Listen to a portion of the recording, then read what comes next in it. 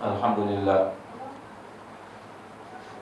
19واں اور 20واں پارہ اس وقت پڑھا گیا اور تلاوت کیا گیا۔ اللہ تعالیٰ ہمارے اس پڑھنے پڑھانے کو اور سننے سنانے کو بے انتہا قبول فرمائے۔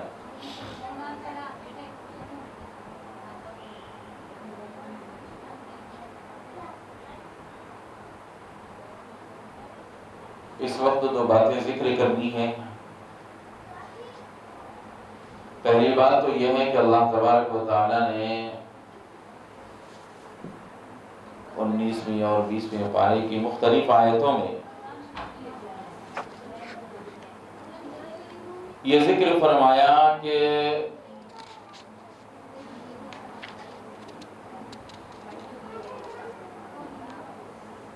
قیامت کے دن صرف بادشاہت تو اللہ کی رہے گی، اللہ تبارک و تعالیٰ کا حکم چلے گا۔ والامر یومئذ للہ۔ اس لیے بندوں کو چاہیے کہ دنیا میں جو زندگی ہم کو مل رہی ہے اور جو نعمتیں اللہ تبارک و تعالیٰ کی ہمیں حاصل ہو رہی ہیں اس پر اللہ کا شکر ادا کریں اور نیک اعمال کر کے اللہ کو راضی اور خوش کرنے والے کام کر لیں۔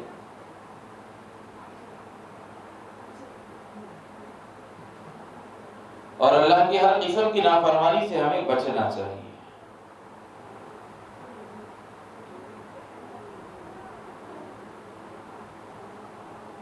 اللہ تبارک و تعالی دنیا کے اندر جو کچھ بھی حالات پیش فرماتے ہیں، رونما فرماتے ہیں اور ظاہر کرتے ہیں، ان تمام حالات کے پیچھے میرے اور آپ کے اعمال ہیں۔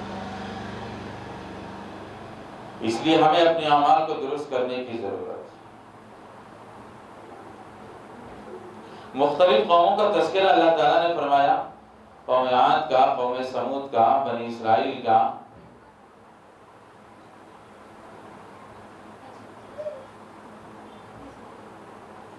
اور ان تمام قوموں کا تذکرہ اللہ تعالیٰ نے قرآن مجید میں اس وجہ سے ذکر فرمایا تاکہ میں اور آپ اسے سبق لیں اور عبرت حاصل کریں۔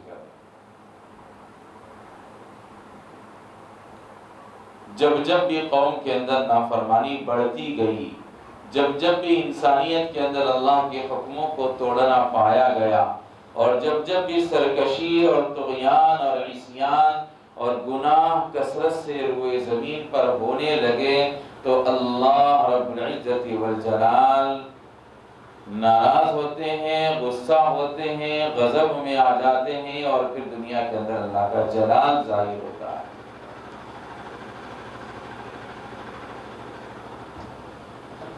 بہت سارے کفار و مشرکین عیش و عشرت کی زندگی گزارتے تھے، بہت ساری دولت نعمتیں ان کو ملتی تھی، تو وہ لوگ یہ سمجھتے تھے کہ بھائی اگر ہم لوگ غلط ہوتے تو ہمارے اوپر عذاب آنا چاہیے تھا، اگر ہم لوگ غلط ہوتے تو یہ نعمتیں ہم کو نہیں ملنا چاہیے تھا، اگر ہم لوگ غلط ہوتے تو پھر یہ ساری کی ساری دولتیں، عزتیں اور شہرتیں ہمیں کیوں مل رہی ہیں؟ یہ مل رہی ہیں ہم کو، اس کا مطلب یہ ہے کہ ہم لوگ سیدھے سادے ہیں اور ہم لوگ صحیح ہیں۔ اللہ تبارک و تعالیٰ فرماتے ہیں کہ ایسی بات نہیں ہے کہ دنیا میں کسی کو دولت کا مل جانا اس کے حق ہونے کی دلیل نہیں ہے۔ بعض دفعہ اللہ تبارک و تعالیٰ دنیا کے اندر نافرمانوں کو خوب دیتے ہیں تاکہ ان کو مزید اور ڈھیل چھوڑی جائے، مزید ان کے ساتھ سہولت کا اللہ تعالیٰ معاملہ فرماتے ہیں تاکہ وہ اپنے گناہوں کے اندر اور زیادہ لگ جائیں،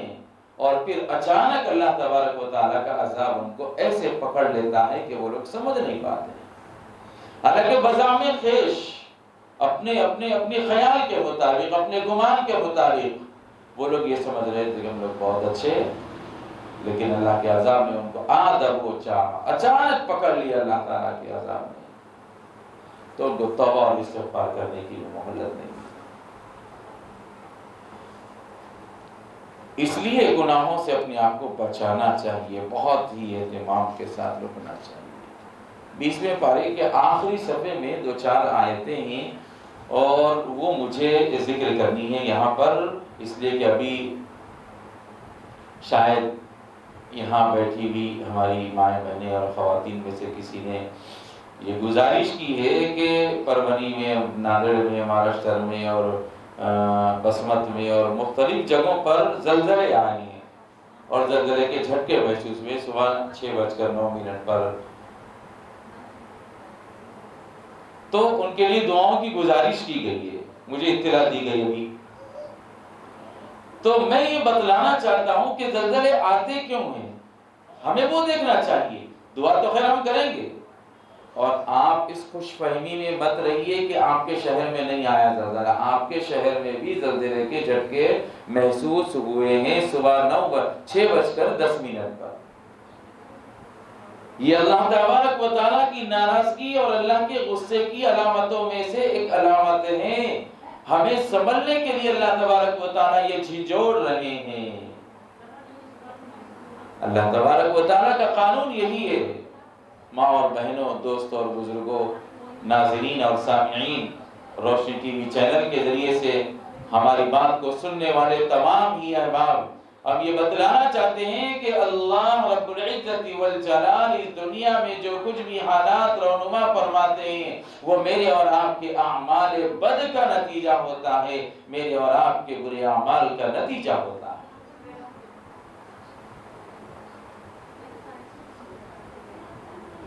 فَكُلًّا أَخَذْنَا بِذَنبِهِ، اللہ تعالیٰ نے فرمایا کہ جتنی قوموں کو بھی ہم نے عذاب کے اندر مبتلا کیا ان کے گناہوں کی وجہ سے ہی کیا۔ فَمِنْهُمْ مَنْ أَرْسَلْنَا عَلَيْهِ حَاصِبًا، کسی کے اوپر اللہ تبارک و تعالیٰ نے تیز ہواؤں کو بھیج کر کے پکڑ لیا عذاب کے اندر۔ وَمِنْهُمْ مَنْ أَخَذَتْهُ الصَّيْحَةُ، بعض قومیں وہ تھی ایک آواز آئی بڑی چیخ اور پکار کی طرح، ان کے کان پھٹ گئے اور سارے کے سارے لوگ موت کے گھاٹ اتار دیے گئے۔ وَمِنْهُمْ مَنْ أَخَذَتْهُ الصَّيْحَةُ، آسمان سے آواز آئی۔ وَمِنْهُمْ مَنْ خَسَفْنَا بِهِ الْأَرْضَ، اور بعض لوگ وہ ہیں، بعض قومیں جن کو ہم نے زمین کے اندر دھسا دیا، زلزلوں کے ذریعے زمین کو پھاڑا اللہ نے اور ساری قوموں کو اس کے اندر ڈال دیا۔ وَمِنْهُمْ مَنْ أَغْرَقْنَا، بعض نافرمان قومیں ایسی ہیں جن کو ہم نے پانی کے اندر غرق کر دیا۔ تو اللہ تعالیٰ نے یہ تو سارے کے سارے عذابات کا تذکرہ آج کی جو پارے ہم نے پڑھے ہیں نا، 19واں اور 20واں پارہ، اس 20ویں پارے کے آخری صفحے پر اور آخری رکوع میں اللہ تعالیٰ نے یہ ساری کی ساری تفصیلات بتلا دی۔ جو کچھ بھی ہوتا ہے دنیا کے اندر میرے اور آپ کے اعمال بد کا نتیجہ ہوتا ہے۔ قرآن مجید میں اللہ تعالیٰ نے ایک اور جگہ پر فرمایا، مَا أَصَابَكُم مِّن مُّصِيبَةٍ فَبِمَا كَسَبَتْ أَيْدِيكُمْ، دنیا کے اندر جو کچھ بھی مصیبتیں آتی ہیں، حالات آتے ہیں، پریشانیاں آتے ہیں، عذاب آتے ہیں، بارشیں نہیں ہوتی ہے اور قحط پڑ جاتا ہے، دھوپ زیادہ ہو جاتی ہے اور کھیت کھلیان سوکھ جاتے ہیں اور باغات کو پانی نہیں ملتا ہے، یا قحط سالی ہو جاتی ہے اور مارکیٹ کے اندر اناج اور غلے کا کم پڑنا، یا بارشوں کا تیز ہو جانا، یا زلزلوں کا آ جانا، یا طوفانوں کا آنا، آندھیوں کا آنا، بجلیوں کا چمکنا، یہ ساری کی ساری چیزیں اللہ کے قہر کی علامت ہوتی ہے۔ ہمیں اللہ تعالیٰ سے توبہ اور استغفار کرنا چاہیے۔ اے اللہ ہمارے گناہوں کی سزا کسی اور کو نہ دیجیے گا۔ ہمیں اللہ سے یہ بولنا چاہیے، اس لیے کہ اللہ کا تو قانون یہی ہے، قاعدہ یہی ہے، دستور یہی ہے، اللہ کا رولز اور یہی ہے کہ اگر تم دنیا کے اندر اچھے اعمال کرو گے تو میں اچھے حالات پیش کروں گا، برے اعمال کرو گے تو تمہارے برے اعمال کی وجہ سے حالات بھی برے ہو جائیں گے۔ فسادات کا ہونا، آگ کا لگ جانا اور مال و دولت کا کم پڑ جانا، روزی روٹی کا رک جانا، یہ ساری کی ساری وہ چیزیں ہیں ماں اور بہنوں کہ ہمارے اعمال ہی کی وجہ سے یہ سب کچھ ہو رہا ہے، باقی کسی کی وجہ سے کچھ نہیں۔ اللہ تعالیٰ نے تو اصول بتلا دیا، من اعرض عن ذکری فإن له معیشة ضنکا، جو بندہ بھی جو بندی بھی ہمارے ذکر سے، ہماری یاد سے، ہماری تلاوت سے، ہماری نماز سے، ہمارے روزوں سے، ہمارے فکر سے اعراض کر لے، دور ہو جائے، تو اللہ فرماتے ہیں کہ میں اس کی زندگی کو تنگ کر دوں گا۔ فَإِنَّ لَهُ مَعِيشَةً ضَنْكًا، اس کی معیشت تنگ کر دی جائے گی، محدود کر دی جائے گی، اس کی روزی روٹی سکڑ لی جائے گی، پھر وہ پریشان ہو جاتا ہے اور یہ بولنے لگتا ہے کہ کاروبار نہیں چل رہا، رمضان جیسا رمضان گزر گیا، دسہرہ جیسا دسہرہ گزر گیا، کاروبار نہیں ہے، کچھ نہیں ہے، کہاں سے چلے گا کاروبار؟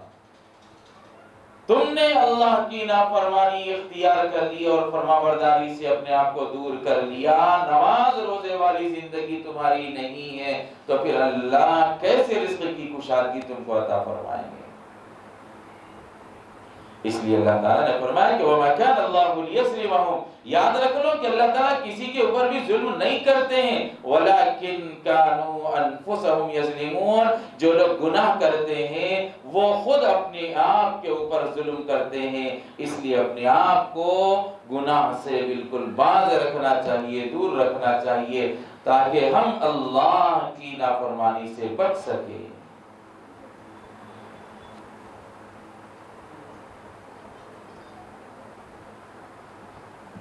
ہر قسم کی نافرمانی سے ہمیں بچنا چاہیے۔ نبی کریم صلی اللہ علیہ وسلم سے صحابہ کرام رضوان اللہ تعالی علیہم اجمعین نے سوال کیا کہ اللہ کے نبی علیہ السلام زلزلے آنے کی وجوہات کیا ہیں؟ تو حضور علیہ السلام نے چند چیزیں ذکر فرمائی جو میں اس وقت ذکر کر کے اپنی بات کو ختم کرتا ہوں، اور دعا کرتا ہوں کہ اللہ تعالیٰ مجھے، آپ کو اور سارے عالم کے مسلمانوں کو ان گناہوں سے محفوظ فرما دے۔ اللہ کے نبی علیہ السلام نے فرمایا کہ لوگوں میں زنا کا عام ہو جانا، سود کا عام ہو جانا، شراب کا عام ہو جانا، اور خاص طور پر غور کیجئے، سنیے اور لوگوں تک اس بات کو پہنچائیے، گانے بجانے کو لوگ اپنا مشغلہ بنا لیں۔ آج کل دیکھیے نا، ہماری بچیاں بچے سب کانوں میں ہیڈ فون لگا کر کے اتنے گانے سنتے ہیں، پتہ نہیں کیا ان کو مزہ آتا ہے، وہی قرآن کی تلاوت نہیں سنتے ہم لوگ، گانے بجانے کو اپنا مشغلہ بنا لینا۔ اور اللہ کے نبی نے فرمایا کہ اچھائیوں کا حکم اور برائیوں سے لوگوں کو روکنے والا عمل اگر دنیا میں بند ہو گیا، لوگوں کا ان برے اعمال کو صرف کرنا ہی نہیں بلکہ انہیں جائز اور وقت کی ضرورت سمجھنے لگنا، اللہ تعالیٰ کے نبی صلی اللہ علیہ وسلم نے فرمایا کہ زلزلے آنے کی یہ وجوہات ہوتی ہیں۔ تقیات دیکھیے آپ، موسیقی کتنی عام ہو چکی ہے، گھر گھر ناچ گانا ڈانس، مختلف قسم کے پروگرام، ساری کی ساری چیزیں ہمارے بچوں کے اندر ہیں، میرے اور آپ کے گھرانوں کے اندر ہیں، اور اچھائیوں کا حکم دینا تو ہم لوگ ایک دوسرے کو چھوڑ ہی دیے، برائیاں کثرت سے چلی جا رہی ہیں، چلتی جا رہی ہیں۔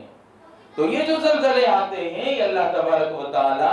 اپنے بندوں کو اپنی طرف لوٹانے کے لیے، رجوع کرنے کے لیے لاتے ہیں، اس لیے یہ آنے والے زلزلے ہمیں سبق دے رہے ہیں اور بتلا رہے ہیں کہ خدارا اللہ کی نافرمانی سے اپنے آپ کو بچاؤ، اطاعت و فرمانبرداری والی زندگی اختیار کر لو، قرآن کے مطابق اپنی زندگی بنا لو، نبی کے فرمان کے مطابق اپنی زندگی بنا لو۔ یاد رکھ لو، اللہ تمہارے اوپر ظلم نہیں کرتا ہے، تم لوگ گناہ کر کے خود اپنے آپ کے اوپر ظلم کر رہے ہو، اور جب تم اپنے آپ پر ظلم کر رہے ہو تو کسی اور کو اس کا مجرم قرار دینا کہ فلاں کی وجہ سے ہو رہا ہے، فلاں کی وجہ سے ہو رہا ہے، یہ درست نہیں ہے۔ اللہ تعالیٰ فرماتے ہیں وَلَكِنْ كَانُوا أَنفُسَهُمْ يَظْلِمُونَ، لوگوں نے ہی اپنے آپ کے اوپر ظلم کر لیا۔ گناہ سب سے بڑا ظلم ہے، اگر کوئی بندہ گناہ کرتا ہے تو گویا وہ ظلم کر رہا ہے، اور اللہ تعالیٰ نے فرمایا کہ میں ظلم نہیں کر رہا ہوں، تم لوگ خود اپنے اوپر ظلم کر رہے ہو۔ اس لیے ضرورت اس بات کی ہے کہ ہم اپنے آپ کو سنبھالیں۔ رمضان المبارک کا یہ مقدس موقع ہے، اللہ تعالیٰ نے ہمیں عبادات کا موقع دیا ہے اور دین کی طرف پلٹنے اور رجوع کرنے کا موقع دیا ہے۔ ہمیں توبہ کرنا چاہیے، استغفار کرنا چاہیے۔ استغفار کرنے پر اللہ تبارک و تعالیٰ کی رحمت نازل ہوتی ہے۔ حضرت صالح علیہ السلام نے اپنی قوم سمود کو ایک اللہ کی عبادت کرنے کی دعوت دی، مگر قوم نے ماننے کے بجائے ان سے جھگڑنا شروع کر دیا۔ صالح علیہ السلام نے انہیں سمجھایا بہت، نہ ماننے پر اللہ کے عذاب سے ڈرایا، تو وہ لوگ بھی کہنے لگے کہ عذاب ہم پر جلدی کیوں نہیں آتا؟ تو انہوں نے فرمایا کہ کم وقتوں ایمان اور ہدایت کا راستہ اختیار کرنے کے بجائے الٹے اللہ کے عذاب کو مانگ رہے ہو۔ ابھی موقع ہے، گناہوں سے توبہ کر لو تاکہ اللہ کی رحمت کے مستحق بن جاؤ۔ تو معلوم یہ ہوا کہ توبہ اور استغفار سے اللہ تبارک و تعالی